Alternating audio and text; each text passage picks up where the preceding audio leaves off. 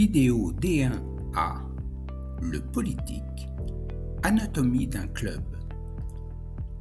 Avant de commencer ce module, il nous faut définir ce que l'on appelle le politique et son contenu.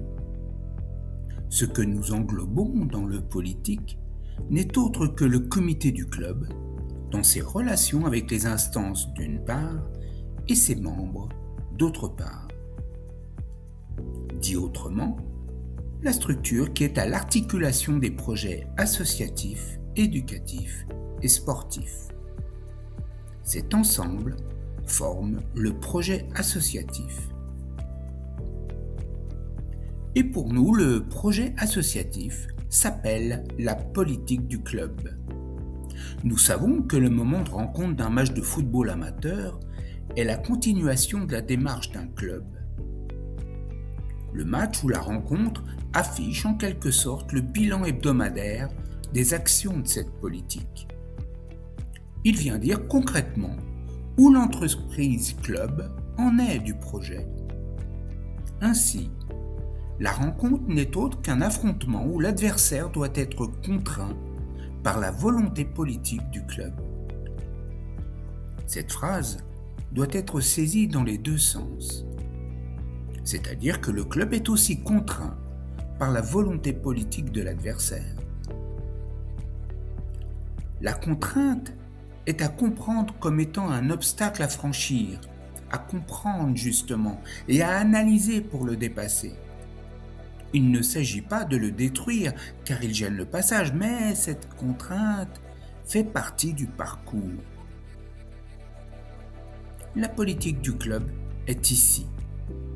Elle se déploie en affichant des valeurs, ses orientations et ses objectifs à court et long terme, et en les imposant à tous les licenciés. Cette tâche est complexe, mais riche d'intérêt.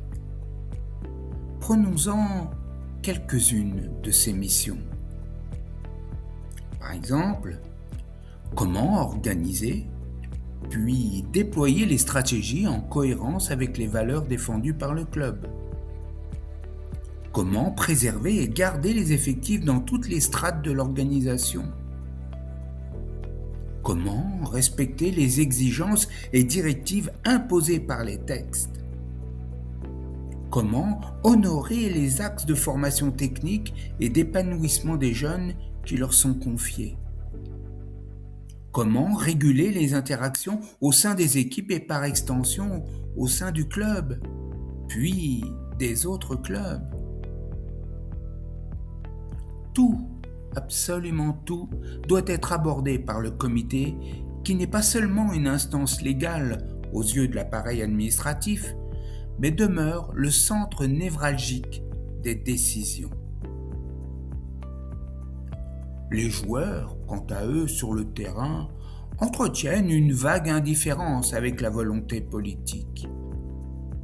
Ils viennent pour jouer, et pour le plaisir de la compétition, qui, avec la récompense d'une éventuelle victoire, vient renforcer leur personnalité et leur envie d'en découdre.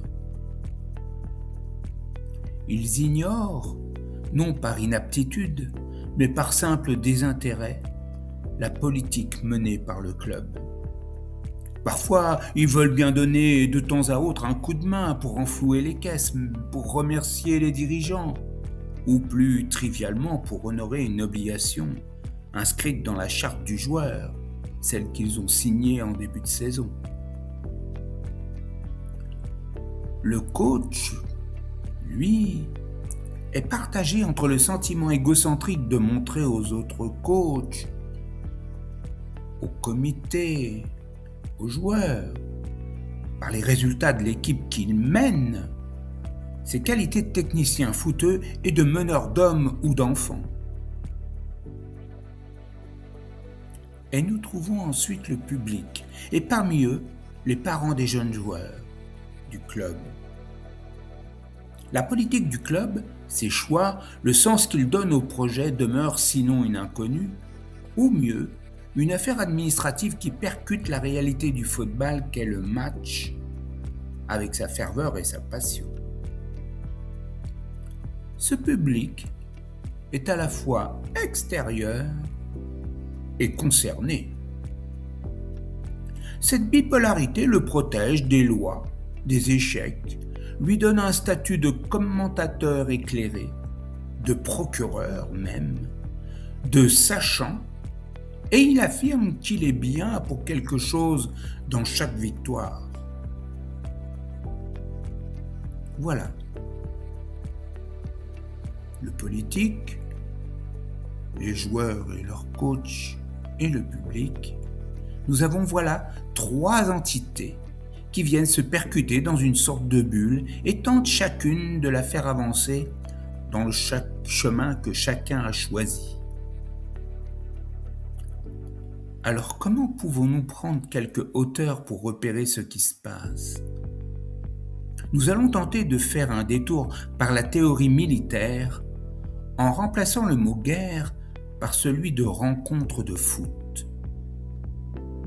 Cette supervision n'est pas anodine car il est patent que le sport est un substitut ou un échappatoire à un affrontement guerrier. Dans l'épisode suivant, nous allons dépecer cette idée et découvrir les liens réels entre foot et guerre. Et vous, qu'en pensez foot ?